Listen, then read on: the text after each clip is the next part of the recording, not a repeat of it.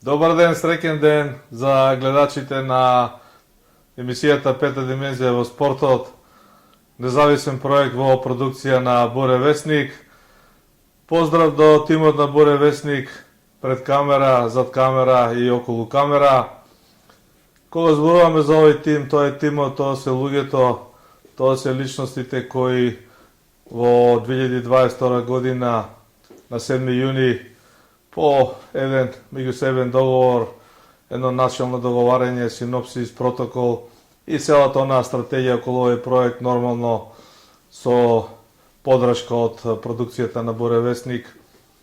И почна сета оваа работа која ја тераме полни 6 месеци и која е исполнета со многу нешта поврзани со спортот и околу него, а претежно со фудбалот.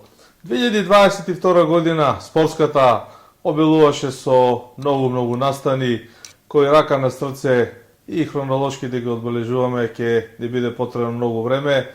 Меѓутоа, тимот на Буре Весник и реков сите оние кои се пред камера, зад камера и околу камера, решија да ја одбележиме оваа емисија во предвечерието и во испраќањето на 2022 година со желби за добро здравје, успех и успешна спортска 2023 година со една емисија како ретро или нашата, да кажам, изрека, пословица, за да одиме напред, за да се движиме, за да бидеме што повеќе успешни и да одиме чекор по чекор секогаш напред. Секогаш е принудно малку да го фрлиме погледот во нашиот ретровизор, да видиме што е тоа што сме го направиле, што сме оставиле за себе, што овој тим им понудил на гледачите и кои се тие емисии кои ги продуциравме на сите наши портали и која ова јавност имаше можност да ги види во така прилично добра бројка на гледаност и посетеност на сите овие страници. Значи, некаде 7 јуни 2022 година беше воведната емисија во овој независен проект Петата димензија во спортот и од тогаш па до крајот на 2022 година се наредија 20 и повеќе емисии кои ги одбележаа настаните за кои ние како тим на Буре Весник одлучивме дека треба да ги емитуваме во овој независен проект, да ги експлоатираме и да го дадеме нашето видување во таа пета димензија на спортот и на спортските случувања. За целата оваа продукција, за целиот овој напор на тимот, за сите овие договарања и сето оно што ние го понудивме на нашата публика и за која имавме многу добар фидбек во однос на гледаност и на позитивните критики, негативните критики, корекциите, укажувањата и така натаму, сепак останува забележани 3-4, можеби 5 настани, за кои во продолжение на емисијата ќе посветиме избор 2 повеќе, односно ќе се подсетиме и самите ние и нашите гледачи кои се тие настани кои во продукцијата на Буре Весник и во рамките на овој независен проект ги одредивме и ги одбележа нашите емисии. Одиме за кратко. Месец март 2022 година беше мундијалски месец кога е во прашање македонската фудбалска репрезентација. За прв пат во историјата на македонскиот фудбал, за прв пат во овој период кога македонскиот фудбал заедно со државата самостоен и заедно функционира, нашата национална фудбалска репрезентација беше на прагот да се пласира на светското фудбалско првенство Катар 2022 година. После сите оние пред елиминации и квалификации стигнавме до бараш над преварите, каде што Македонија навистина се судри со силни противници. Меѓутоа, не може да не се одбележи спортската, односно фудбалската 2020 година, денот 25 март, кога во Палермо на Сицилија Македонија ја победи Италија со 1:0 во бараш надпревар, во првиот бараш надпревар, кој што беше предуслов за уште еден бараш надпревар и за пласман на светското фудбалско првенство во Катар. Фудбалскиот адреналин беше на точка на врејење, страстите навистина и апетитите за такво нешто станаа големи и Македонија во еден би рекол и чуден, извореден фудбалски надпревар во едно фудбалско поглавје кое ретко се случува, па иако рака на срце бевме надиграни според фудбалските параметри, она што статистичарите го бележат и екзактната наука знае да го каже кога е во прашање посветот на топката, ударите на голот, одбраните на голманите и така натаму, сето тоа беше на страна на италијанската фудбалска репрезентација.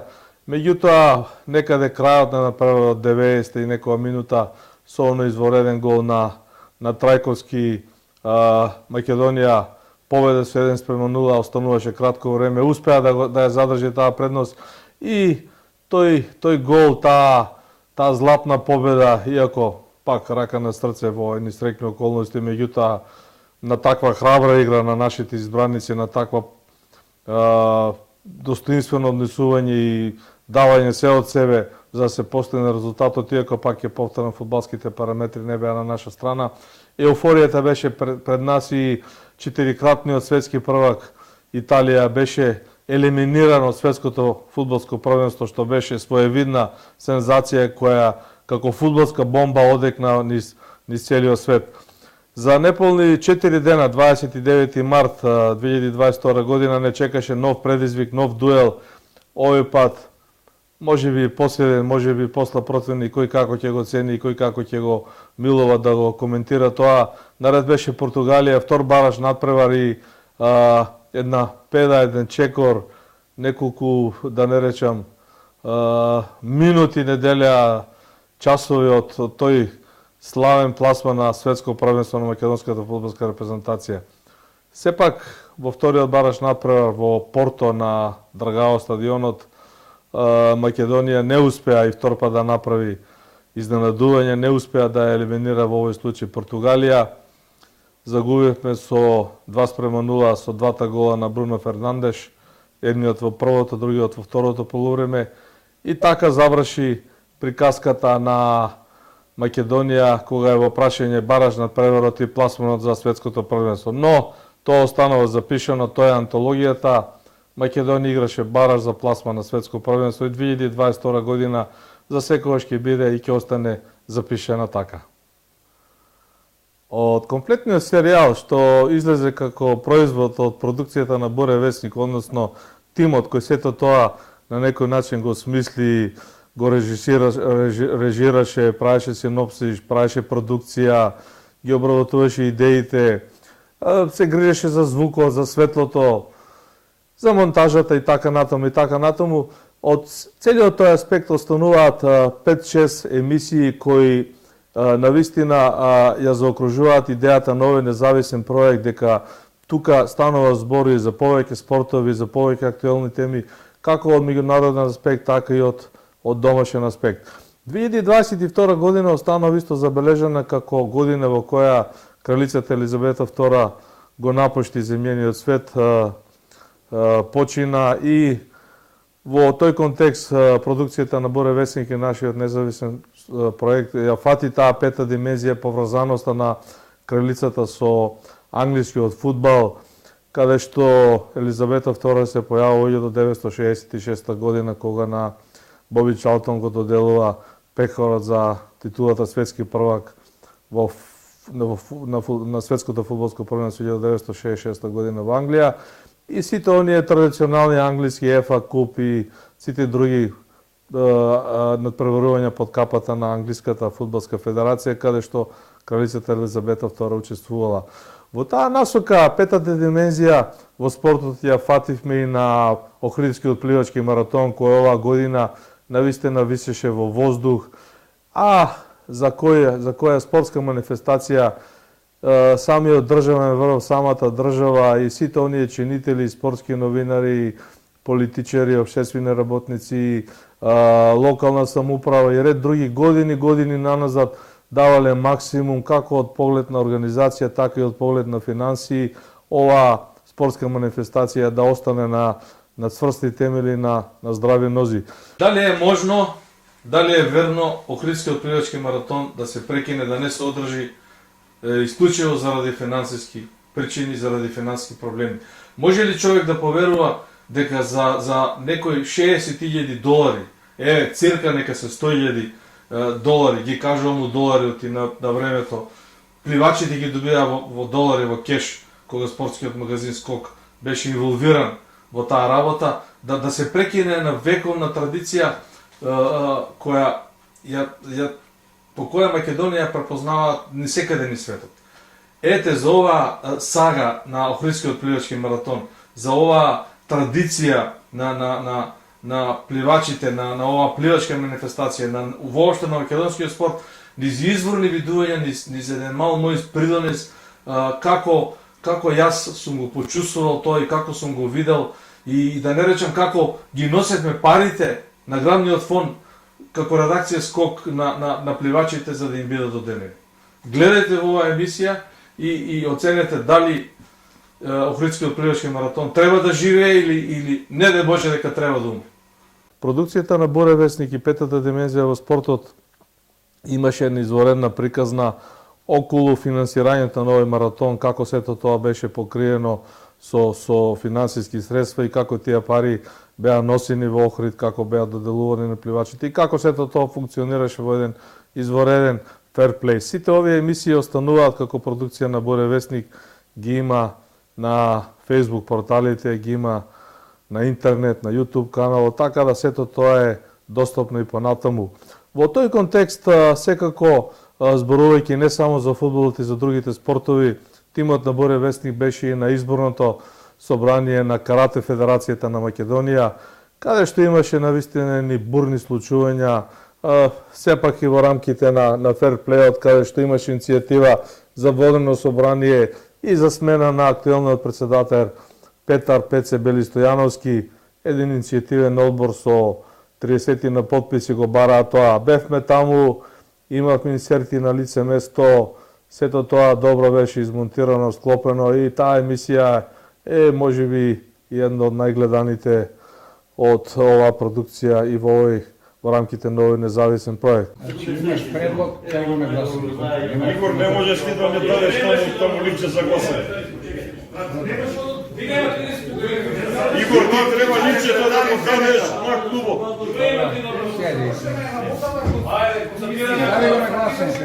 Комисија имавте 3 члена таму, зошто не го решија тоа надвор петиси? Дајте го картончето на центар, ме мола. Ако ја после 50 години во карате дојдам да се борам за пратнина на карате.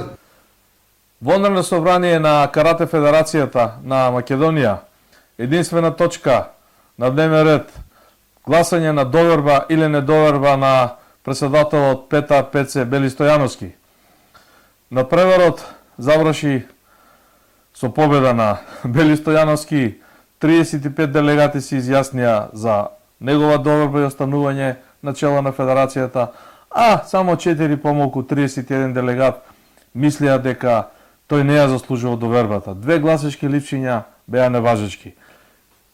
Спортска борба, каратистите го кажаа своето, имаше дискусии на висок тон, меѓутоа сето тоа беше во границите на спортскиот ферплей, со верификациона комисија, со наблюдувачи од Македонскиот олимписки комитет и Агенцијата за спорт и млади, со тајно гласање, со верификациона комисија, со јавно отварање на кутијата и со бројање на гласачките липчиња. Тоа е тоа. Доверба или недоверба, Петар Пеце Бели Стојановски останува председател на Карате Федерацијата на Македонија. Но, тоа е што е. Пеце Бели Стојановски остана председател на Карате Федерацијата, победе за 3 гласови, но тимот на Боре Весник беше сведок со слика, тон и известуваше од лице место од ова собрание. Во рамките на сите овие емисии во 2022 година, нашиот тим исто така излезе и надвор од нашата држава и направи една емисија во Нови Сад, посетувајќи ја Фудбалската академија Вујадин Бошков, кој го носи името на славниот фудбалер на Југославија, подоцни селектор, едно славно фудбалско име, кој години наназад блескаше на фудбалското небо не само на југословенските простори, тука и во Европа. во Италија, каде што Вуједин Бошков влезе во куќата на славните како заслужена личност. Вуједин Бошков, Вујке, легендарно фудбалско име во светски рамки, фудбалер, тренер, личност, карактер, великан, селектор, дел од куќата на славните во Италија, изворедна личност, истото име, истото презиме го носи спортскиот центар, спортската академија во Нови Сад, некогашниот спортски центар Ветерник изграден во поранешна Југославија, сега наименуван во чест и слава на легендарниот Вуједин Бошков. Гледајте и уживајте во фактите големината на Вуједин Бошков и во сето она што неговиот Нови Сад му го подари во знак на почит и спомен во контекст на спортската академија, односно поточно речено фудбалската академија на Војводина од Нови Сад. Во тој контекст должен сум да кажам дека оваа емисија е убедливо најгледана според бројките, според статистиката. Имаше преку 10.000 прегледи на сите овие можни места каде што е достапна емисијата. И тоа е навистина една бројка на емисија со која тимот на Буре Весник и самата продукција, да не речем и авторот на овој независен проект, секако чувствува една гордост, едно убавење, едно охрабрување да продолжиме натаму. Имаше и други така блиц убави емисии, како Сјајот и бедата на Мишел Платини, како се Блатер успеа да го изигра целиот фудбалски свет и да го додели светското фудбалско првенство на Катар, го објаснем би тоа околу гласањето. Но кога сме веќе кај тука, сепак она што беше во фокусот, каде што мислам дека тимот на Буре Весник едноставно докторираше на оваа тема, каде што успеа навистина да ги собере сите компоненти, елементи и да направи една добра продукција на десетина емисии, е сепак светското фудбалско првенство во Катар, каде што бевме на лице место, каде што имавме јавување од лице место, каде што имаше координација, монтажа и имитување на тие емисии. И нормално овој настан, светски настан број 1 во 2022 година, заслужува и малку поголемо внимание, малку поголем простор и за тоа нешто повеќе во продолжение на емисијата. Овој символ на фудбалската игра, ова Ал Рихла, официјална фудбалска топка со која се игра на преварите на Мондијалот во Катар, сигурно носи една огромна радост и огромно задоволство кога е во прашање петата димензија во спортот и во продукција на Буре Весник.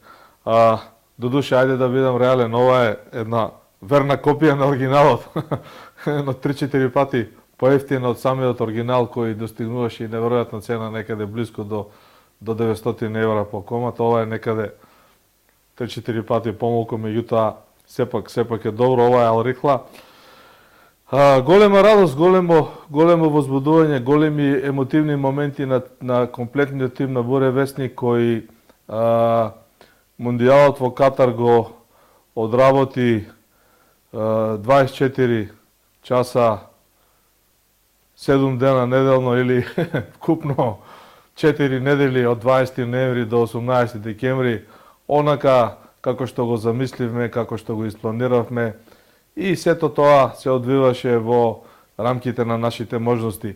Значи, направивме 3 емисии во студиото во Скопје, кои што беа загревање и најава на Мондијалот, со целокупната ова техника која ни стои на располагање, со целокупните наши можности и ресурси, и имавме 6 емисии за 10 дена, додека јас со акредитацијата на Скок бев присутен на Мондијалот и известував за спортскиот магазин Скок и секако правев специјални емисии во продукција на Буре Весник, кои што одеа со една прекрасна монтажа, една прекрасна комбинација на сето она што го красеше Мондијалот и кој што навистина тимот на Буре Весник се обиде и ги направи да бидат присутни, да бидат општо прифатени меѓу гледачите. Зборуваме не само за она што се случуваше на тревата и моите јавувања околу динамиката на преварите, пресконференциите, околу резултатските пресвати, посебно на превар Србија, Камерун,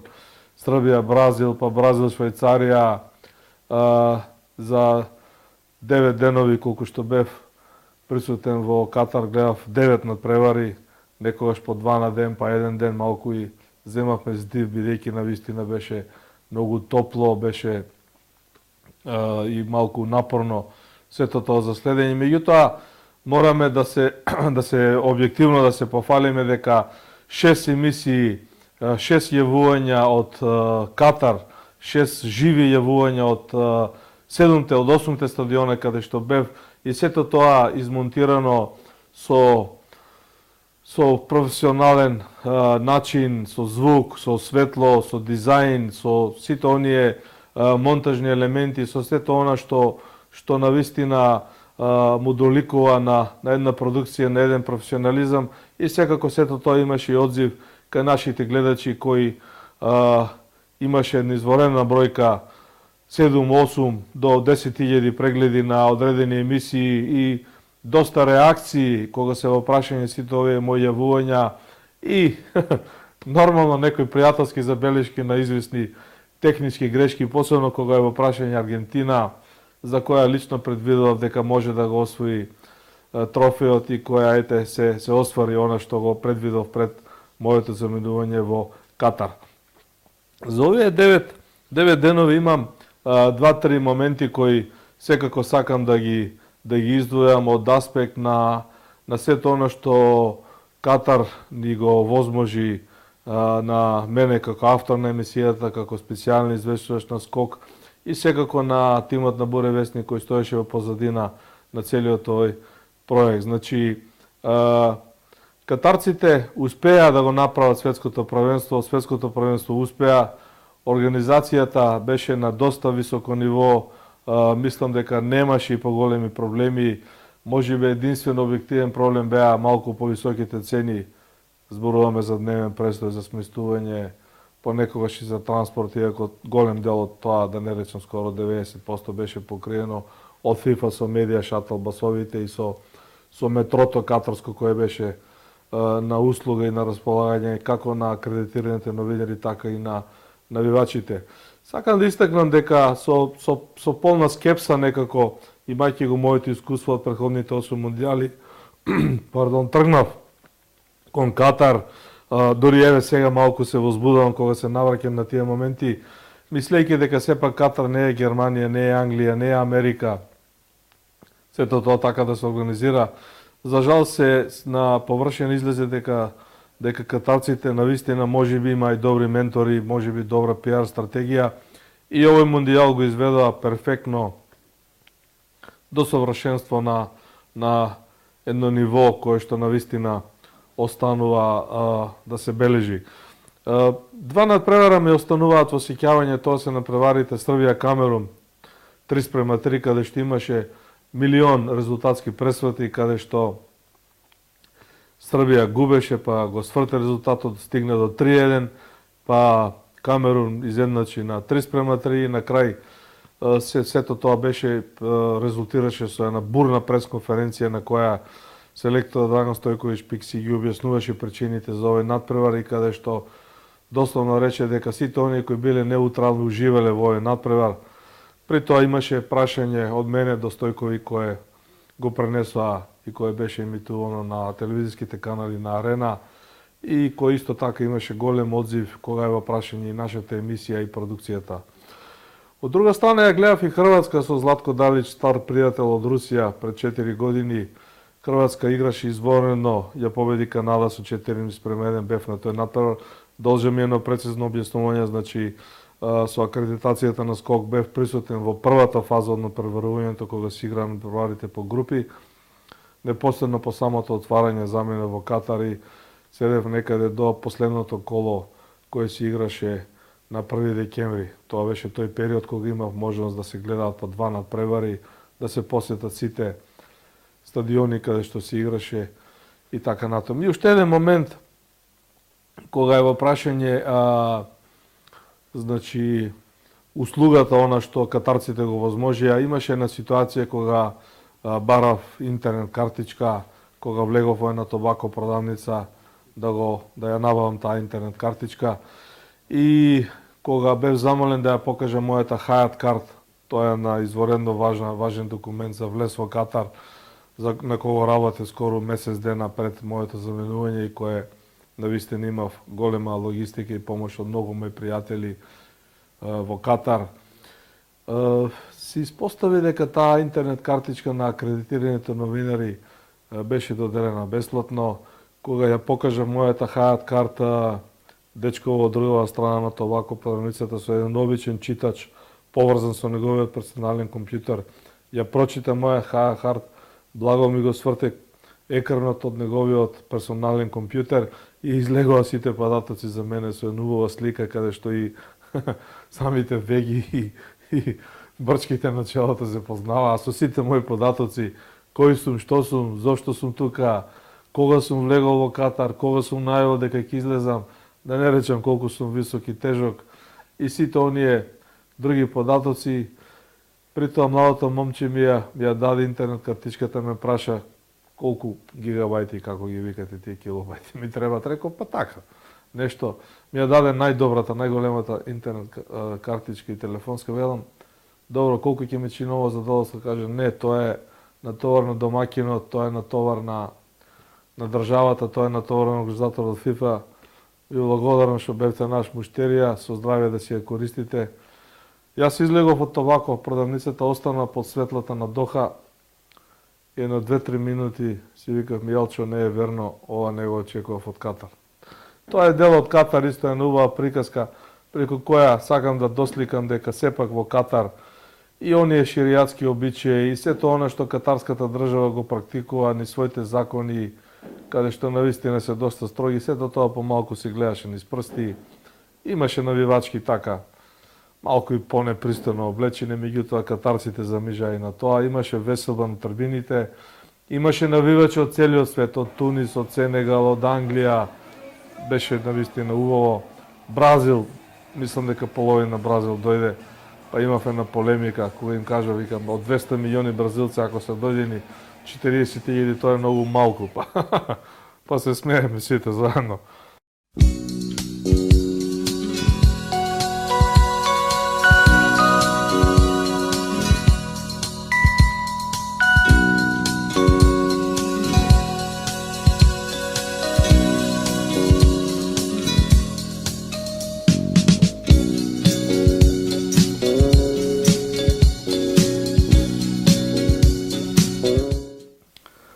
Зборувајќи за Катар и за она што ете сме направиле да не подсетува малку подолго време во Катар и оваа фудбалска топка која ги има одбележијата на Мондијалот и националните бои на Катар, меѓутоа која не е, нели, вака оригинална беше во функција. Со ова фудбалска топка и со Катар во овој дел од нашата новогодишна емисија, испраќајќи ја спортската 2022 во предвечерието на новата спортска 2023 година, малку да посветиме еден дел и на Катар од резултатски агол, од оној резултатски микроскоп, како сето тоа се одвиваше и навистина интересен мундијал, пред се финалниот надпревар. Значи, Франција и Аргентина одигра едно перфектно финале, едно финале кое долго ќе се памети, ќе се прераскажува. Трето финале во историјата на мондијалите кое се решаваше по изведувањето на пеналите. Сега една мала дигресија, кога сме као ова, лично сум бил на 9 светски првенства до сега, сум имал таа среќа, тоа е кога коцките ќе се склопат и кога фортуната ти дува во грб. Двете досегашни финалиња, кога победникот на светското фудбалско првенство се решило преку пенали, сум ги гледал во живо. Значи 1994 година на светското фудбалско првенство во Америка, во Лос Анџелос, во Пасадена, на славниот Роуз Бол пред 104.000 гледачи, толку беше официјалната бројка. Бразил и Италија одиграа нерешено 0:0 и во продолжението резултатот остана ист, а по изведување на пенали се играше самбата на Роуз Бол и на бреговите на Лос Анџелос. Франко Барези и Роберто Баџо шутираа над пречката, бразилците славеа. Тоа е првото финале од мундијалите кој се решавало на пенали што го гледа. Второто беше 2006 година во Германија кога Италија и Франција одиграа 1:1 во регуларниот дел, а на пенали италијанците славеа и ја освоија титулата светски првак. А ова финале се памети и по тоа што Зинедин Зидан направи еден непромислен потек кога со удар со глава во градите го удри Матераци, доби црвен картон, ги остави своите другари на цедило и на некој начин даде негативен придонес, односно позитивен придонес за италијанците да ја освојат титулата. Третото финале во 100 годишната историја на мундијалите на пенали се играше во Доха, во Катар. Меѓутоа, коцките и фортуната овој пат не се наместија. Ја немав таа среќа да го гледам во живо. Не се беше возбудливо, добро финале, интересно и Аргентина на крајот заслужено славеше, заслужено се радуваше, иако сето тоа одеше преку изведување на пенали. Многу полемики, многу анализи, многу коментари, многу навивачи и на двете репрезентации се јавија за овој дуел. Имаше различни видувања на нештата. Меѓутоа, фудбалот не би бил тој ако нема еден мал милион селектори, мал милион познавачи на оваа фудбалска игра, мал милион луѓе кои знаат како оваа фудбалска топка треба подобро да се тркала, да се шутира и да влегува во гол. И тука, лично јас мислам дека и сите вие не треба да имаме забелешки. Секој на свој начин го гледа тоа.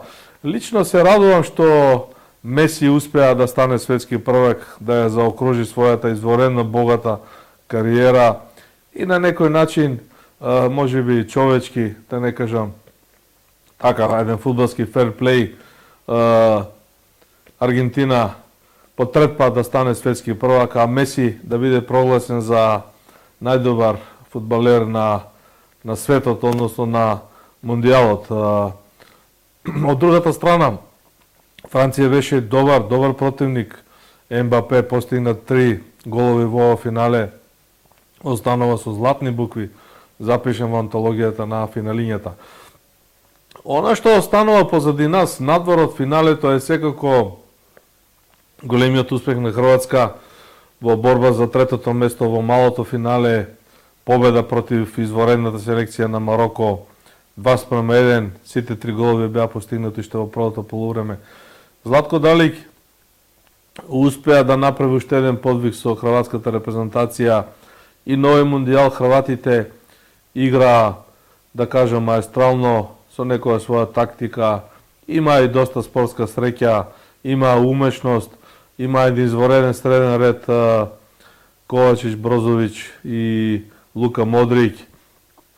Останува антологиската изјава на хрватските играчи дека кога топката е во нозите на Модрик, таа е посигурна отколку вашите пари во банката. Тоа е на пета димензија асоциација на квалитетот на Лука Модрик кој на овој мундијал навистина играше прекрасно и има еден изворедно голем учинок и придонес за третото место на хрватите.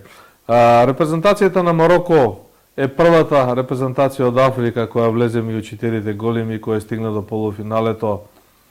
Многу перипети, многу коментари за мароканците, зошто селекторот Вахид Халиходжич, човек кој дојде од поранешните простори на Југославија, не ја водеше репрезентацијата, зошто ја водеше друг човек и така натаму. Меѓутоа заслугата останува на актуелниот селектор, на актуелните играчи кои машки, цврсто, организирано, навистина играа прекрасно и во најмала рака воедно не се согласувам дека Мароко играше дефанзивно.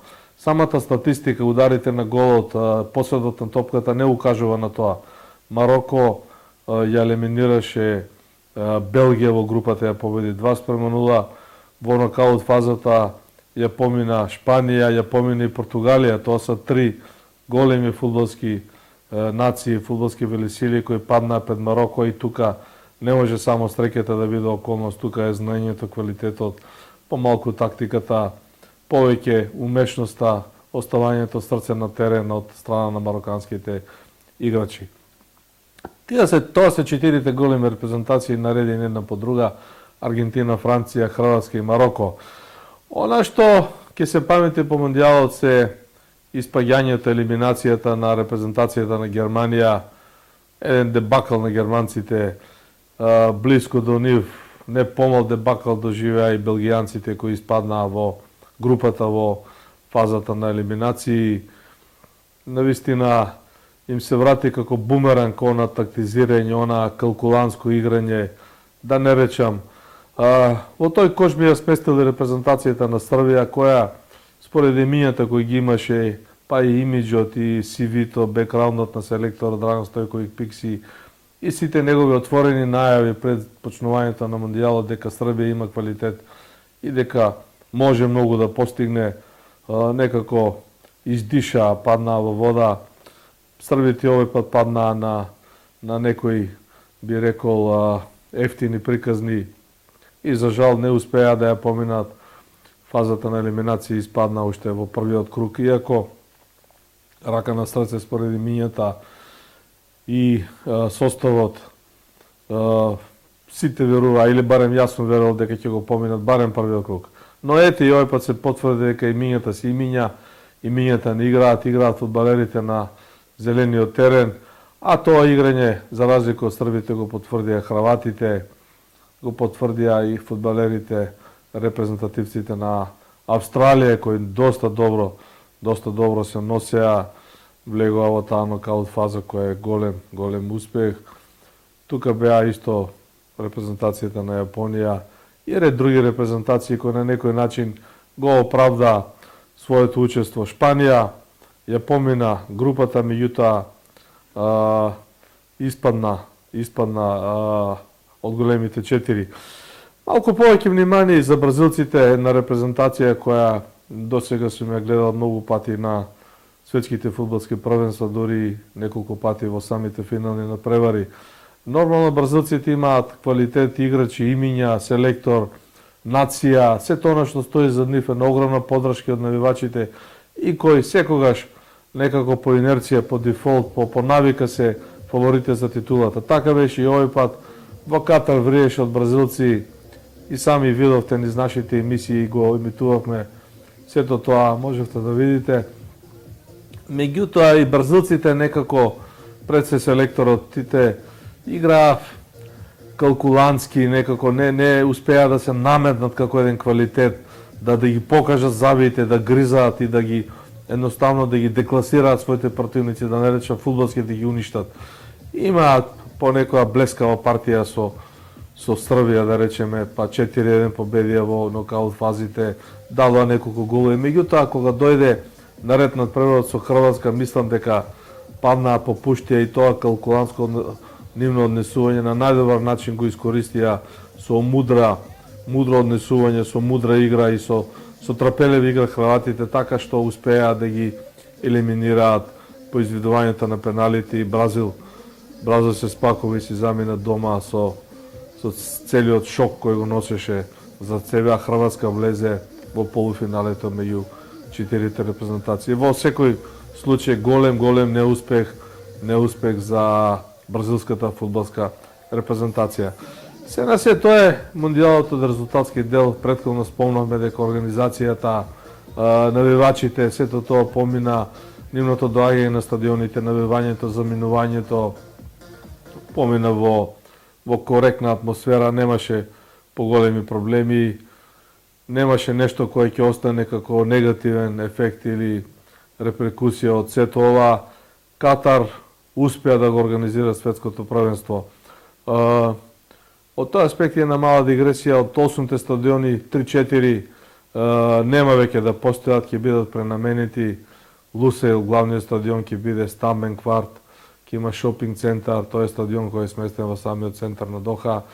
Популарниот контејнерски стадион веќе е расторен и беше расторен уште додека се играше светското првенство. Контејнерите завршија на брод некаде по океанот во Уругвај. Други два стадиона кои ја ги видов некаде направени, не среде пустина, меѓутоа така во некои песочни области, поблого речено, тоа се Хомо и Ал Джанауп. Имам додуше неофицијални информации дека и тие ќе бидат затворени, растурени, дека нема да останат во функција, бидејќи навистина беа така малку подзафрлени. Другите 2-3 ќе останат и на нив ќе се игра правенството, фудбалското правенство на државата Катар. Ете, накусо се обидав да ги доловам двата сегмента, и аспект она што се служуваше надвор од теренот и од аспект на организацијата и постигнатите успеси, да не речем, во Катар.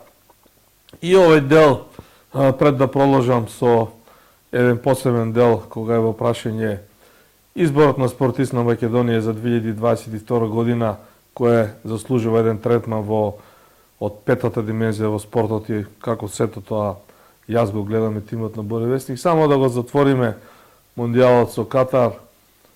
Довидување Катар, добар ден Америка, Мексико и Канада.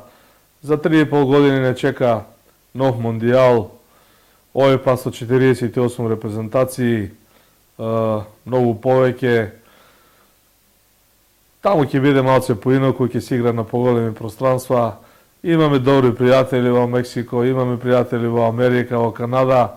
Да сме живи и здрави, мислам дека и како тим, и како поединци, и како мондијалисти остануваме на мондијалската патека и живи и здрави да го затвориме и ова. Се одјавуваме од Мондијалот од Катар и најавуваме еден мал блок на избор на спортист на Македонија за 2022 година и за сето она што се случуваше таму, а која е рака на срце, не остави убав печаток.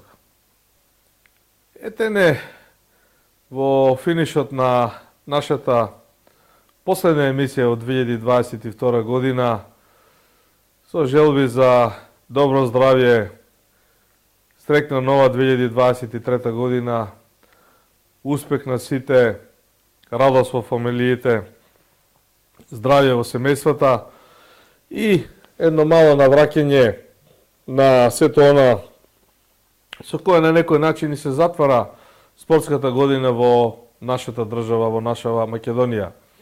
Имавме избор на спортист на Македонија, организиран од Агенцијата за спорт и млади, од Советот за спорт, едно државно тело, орган, легален, кој си ја презема таа ингеренција неколку години наназад.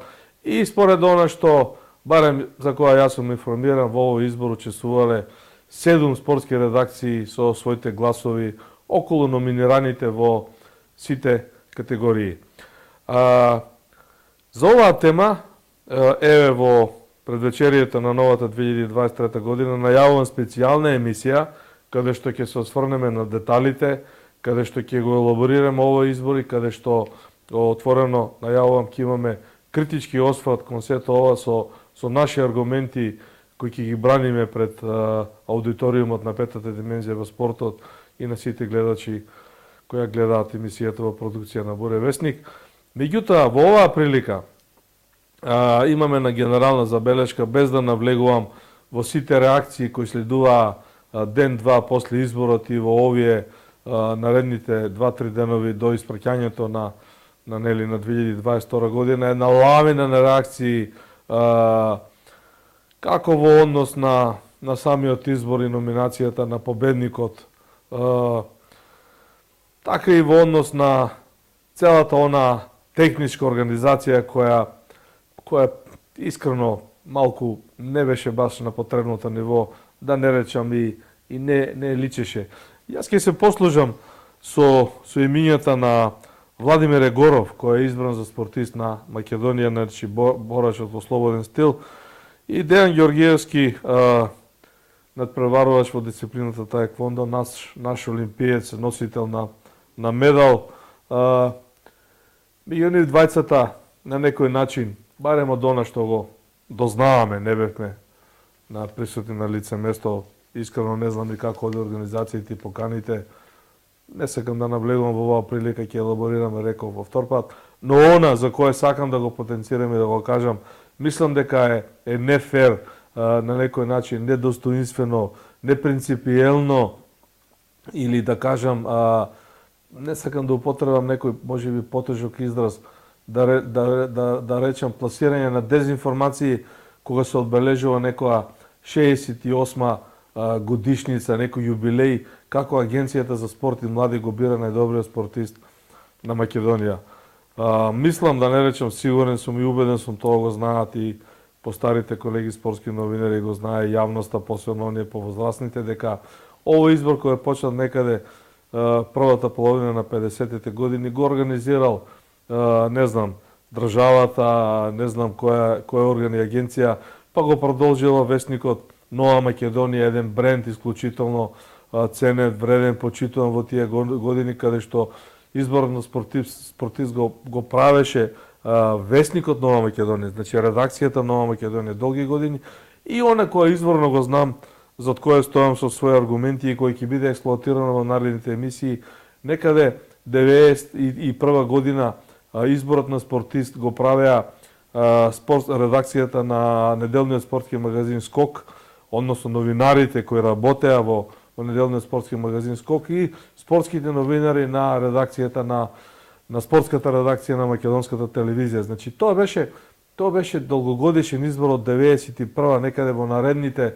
10 години најмалку, ќе ја кажам точната бројка, точните номинации, точните избори на спортисти во нашата наредна емисија, за еднаш да го расчистиме ова, да не речем и ова непринципиелност дека избор на спортист се врзува во едно и дека тоа е изборот. Значи, двете спортски редакции на македонската телевизија и на неделниот спортски магазин Скок ги дава своите гласови.